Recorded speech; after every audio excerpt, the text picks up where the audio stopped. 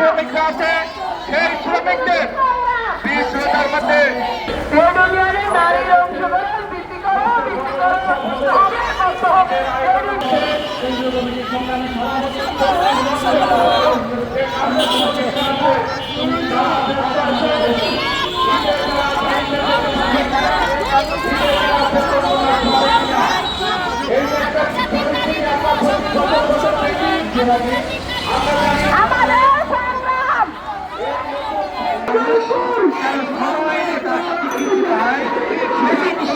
দাবি আমরা করেছিলাম।